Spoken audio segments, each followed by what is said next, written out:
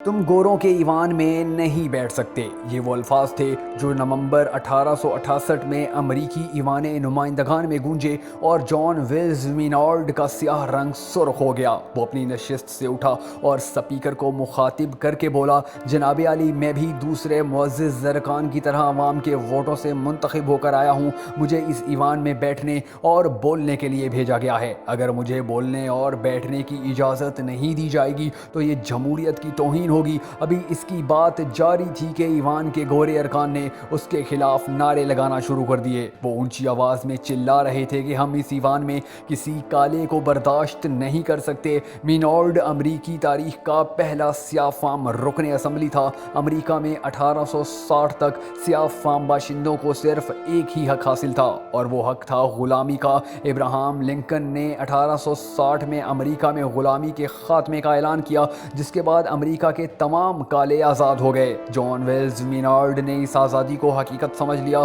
وہ الیکشن میں کھڑا ہوا۔ 8 سال بعد یعنی سن 1868 میں وہ بالآخر رکن اسمبلی منتخب ہو کر ایوان نمائندگان میں داخل ہو گیا۔ وہ ایوان کے دوسرے ارکان کی طرح کرسی پر بیٹھنے لگا تو ایک گورے رکن نے اس کے بیٹھنے کے حق کو چیلنج کر دیا۔ مینارڈ نے اس زیادتی پر احتجاج کیا، لیکن اس کی آواز جلد ہی گوروں کی سرخ زبان تلے دبا دی گئی اور اسے بالآخر ایوان سے باہر نکلنا پڑا۔ جان ویلز مینارڈ کا تعلق غلاموں کی نسل سے تھا۔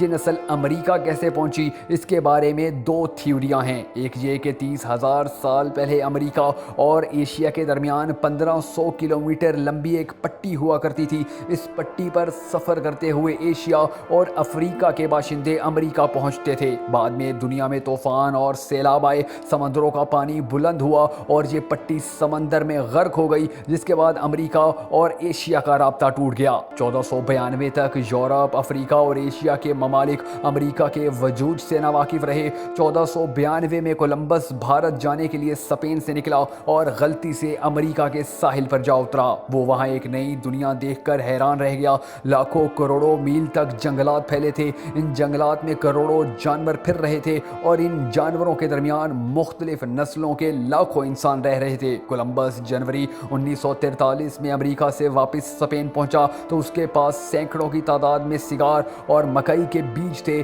ان بیجوں اور سگاروں نے یورپ کو نیا راستہ دکھا دیا اور دیکھتے ہی دیکھتے اسپین، فرانس، برطانیہ، جرمنی اور ہالینڈ کے ہزاروں لوگ امریکہ روانہ ہو گئے۔ ان لوگوں نے امریکہ میں سینکڑوں بستیاں بسائیں۔ یہ لوگ جنگل کاٹنے لگے، کانیں کھودنے لگے، جانوروں کا شکار کرنے لگے اور جانوروں کی کھالیں اور دانت اتارنے لگے۔ یہ سارا مال بعد میں یورپ ایکسپورٹ کر دیا جاتا۔ اسی دوران شمالی امریکہ میں کپاس اور تمباکو کے بڑے بڑے فارم بھی بنائے گئے۔ یورپی باشندوں نے شروع میں مقامی لوگوں کو غلام بنایا، لیکن آنے والے دنوں میں یہ لوگ کم پڑ گئے۔ چنانچہ یورپی جاگیردار غلاموں کی تلاش میں افریقہ کے ساحلوں پر جا اترے۔ یہ لوگ افریقہ کے جنگلوں میں جال لگا کر سیاہ فام لوگوں کو پکڑتے اور انہیں غلاموں کے لیے خصوصی طور پر ڈیزائن کردہ بحری جہازوں میں جا پھینکتے۔ یہ 7 منزل کے جہاز ہوتے تھے جن میں تختوں پر لوہے کی ہتھکڑیاں اور بیڑیاں لگی ہوتی تھیں۔ غلاموں کو ان بیڑیوں میں جکڑ دیا جاتا اور یہ لوگ 4 ماہ تک اسی جگہ جکڑے رہتے۔ یہیں پر انہیں کھانا بھی دیا جاتا۔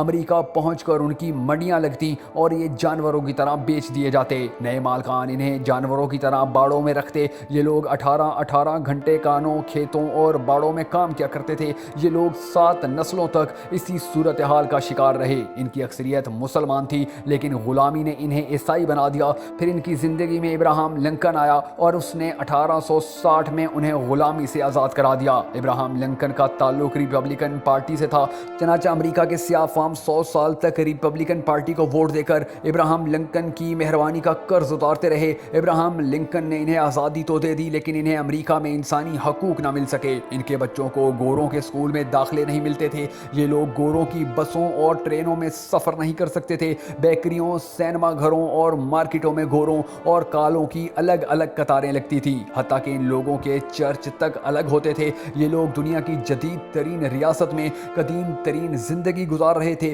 پھر 1950 میں انہیں مارٹن لوتھر کنگ کی شکل میں ایک نجات دہندہ مل گیا۔ مارٹن لوتھر سیاہ فام پادری تھا۔ ایک دن اس نے ایک سفید فام شخص کو بائبل پیش کی، لیکن اس شخص نے اس کے کالے ہاتھوں سے بائبل لینے سے انکار کر دیا۔ یہ وہ لمحہ تھا جب اس نے اس نظام کو للکارنے کا فیصلہ کیا۔ اس نے کالوں کو جمع کیا اور سیاہ فاموں کے حق حقوق کے لیے لانگ مارچ شروع کر دیے۔ اس کو اللہ تعالیٰ نے تقریر کے فن سے خوب نوازا تھا۔ وہ بولتا تھا تو اس کے لفظ سننے والوں کے دل کی دھڑکن بن جاتے تھے۔ اس نے اپنی تقریروں سے پورے امریکہ میں آگ لگا دی۔ انہی دنوں John F Kennedy Democratic Party کا صدارتی امیدوار بنا۔ کینیڈی نے مارٹن لوتھر کنگ کے مطالبے کو اپنا صدارتی نعرہ بنایا۔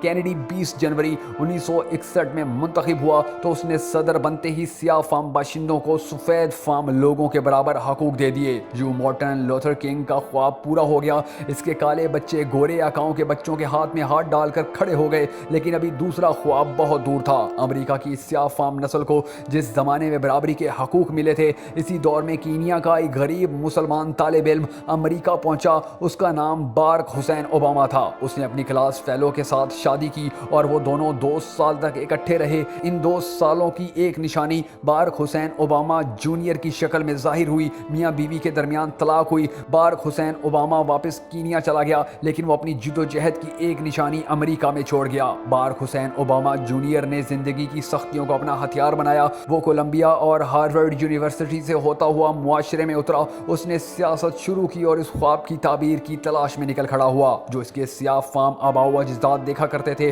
اس نے الیکشن میں حصہ لینے کا فیصلہ کیا اور صدارتی مہم شروع کر دی۔ پوری دنیا کا خیال تھا کہ وہ یہ مہم سر نہیں کر سکے گا، کیونکہ سفید امریکی ذہن وائٹ ہاؤس میں کبھی کسی سیاہ بدن کو قبول نہیں کریں گے۔ لیکن پھر 5 نومبر 2008 کو یہ معجزہ ہو گیا۔ ایک ایسا سیاہ فام شخص جس کے نام میں اسلام کی نشانی موجود تھی، وہ دنیا کی سب سے بڑی طاقت کا صدر بن گیا۔ بارک حسین اوباما کا سیاہ رنگ جیت گیا۔